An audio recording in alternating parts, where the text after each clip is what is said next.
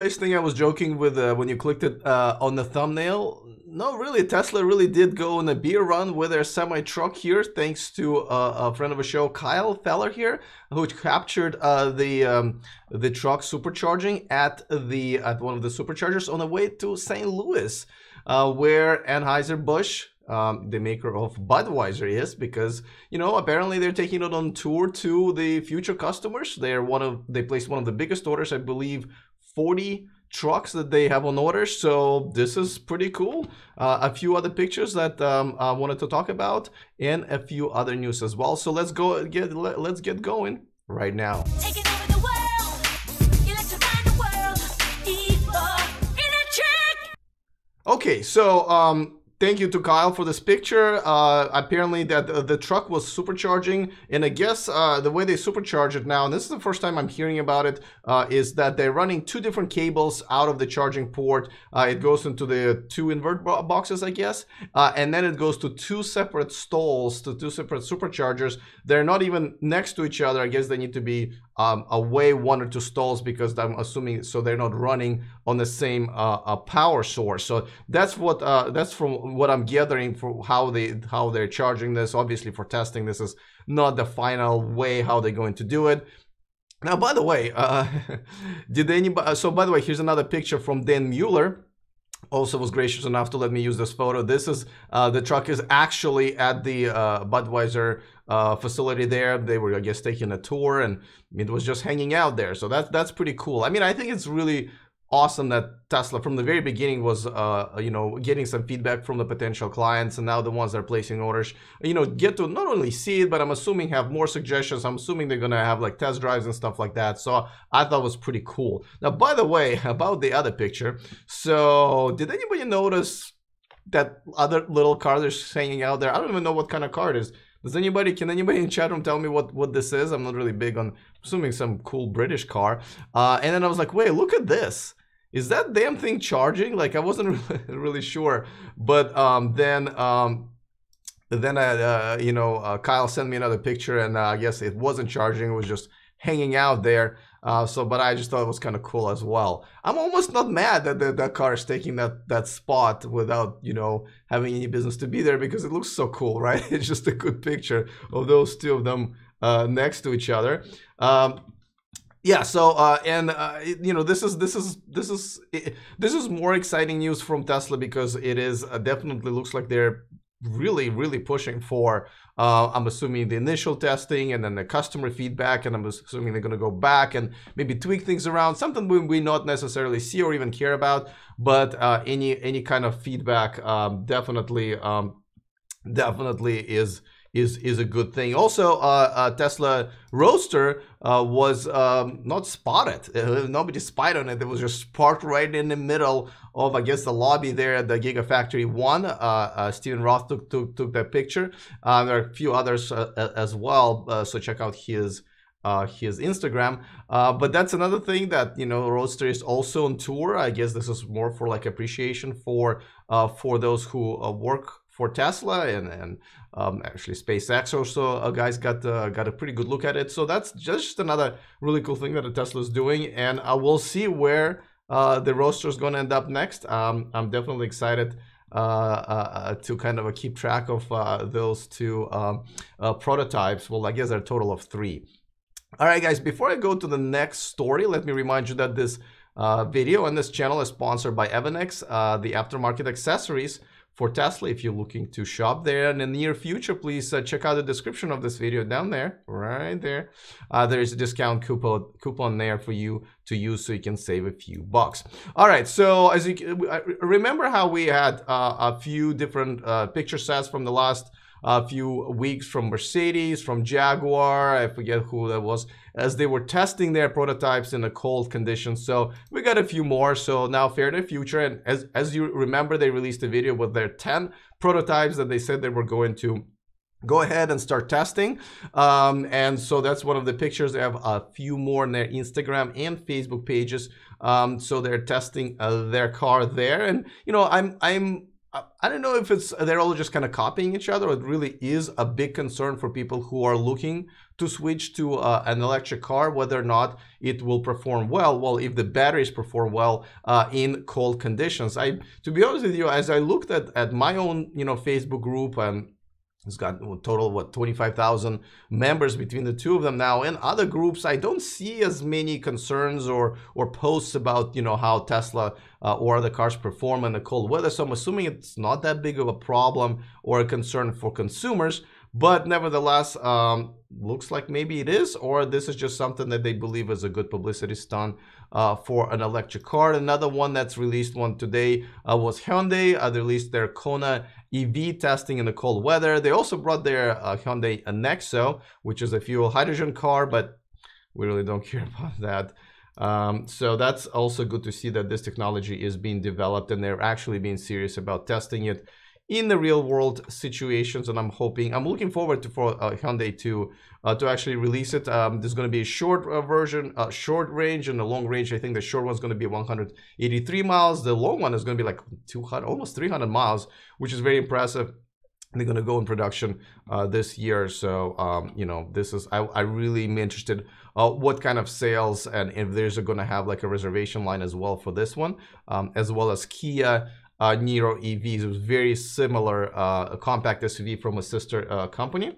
Hyundai Kona doesn't look too bad, says physics better than Leaf. Well, I mean, I kind of like the latest Leaf, so I have to say that yeah, all of these cars are coming out now. They look like real cars now, so yeah, I like that. I will buy the long range, says Alan in the chat room. That's pretty cool. I'm really interested in Hyundai Kona release in North America for my second EV to replace my i, says Alan as well. So yeah, I mean, I think a lot of people who maybe already have a Tesla and looking for the second electric car, that, it doesn't have to be Tesla because, they already have a benefit of supercharging network for their Tesla. So this is probably not a bad addition for your family.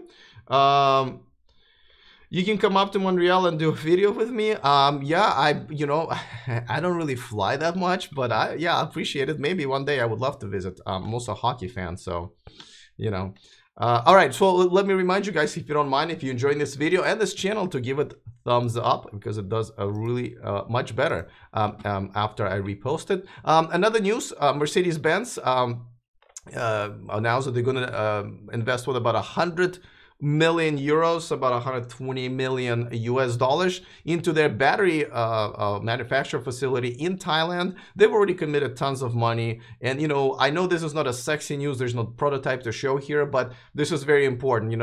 We just talked about BMW and Volkswagen in the last few weeks, when they invested a lot of money, whether in the battery making facilities or a supply chain. So this is how we know that they're actually pretty damn serious. And this is another one. I know it's not a sexy picture about all of their big bosses together, but it is definitely a really good news for the rest of the whole electric car movement.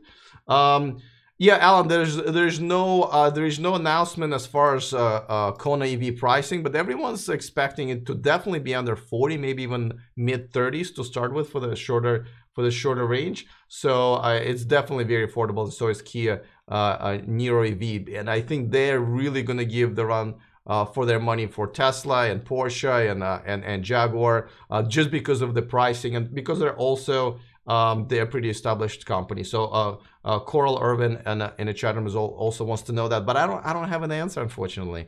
All right, so also let me remind you guys that you can now contribute and support the show and all of the costs that I have here to run it every day, and some many times travel and go on location. You can support me on Patreon with different types of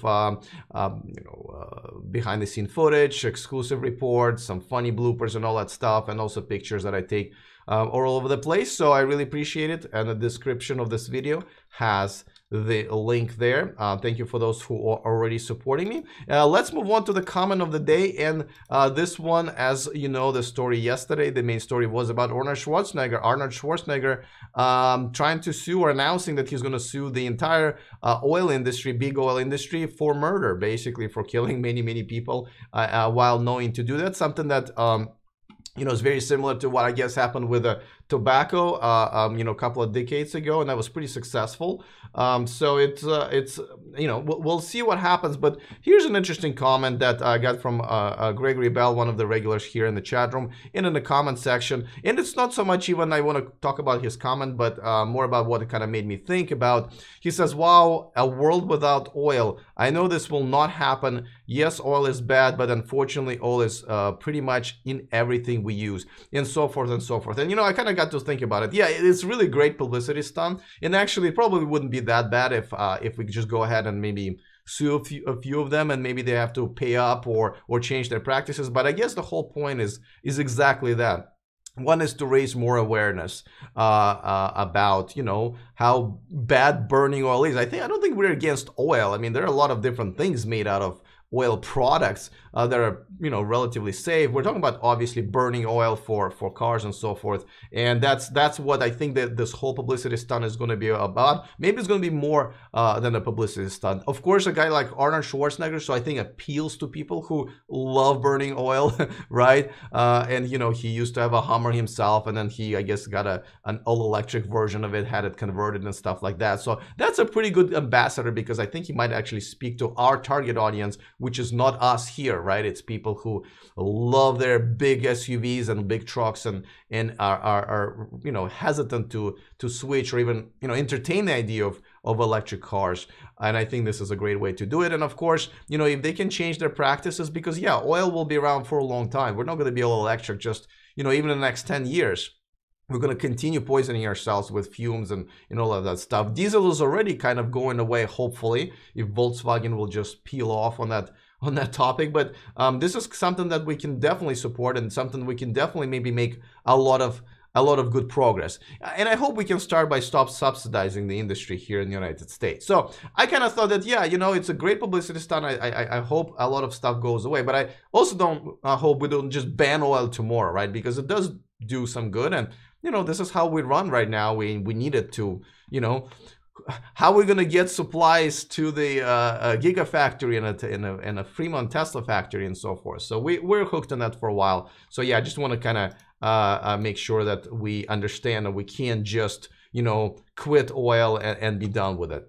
So lastly, I just wanted to bring one more thing up, and of course you guys know we kind of, I know I'm assuming that everybody who watches the show is at the very least is a fan of and somebody who appreciates science. As we know, we had a big loss yesterday. Mr. Hawking passed away, you know, and just kind of, you know, what an amazing life.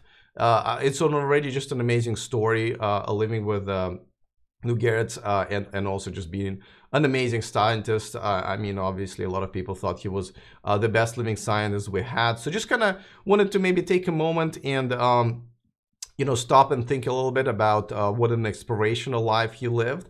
And just about science, something that we really going to rely on in the next, if we were survive as a race, right? So I'm just going to leave you guys with that.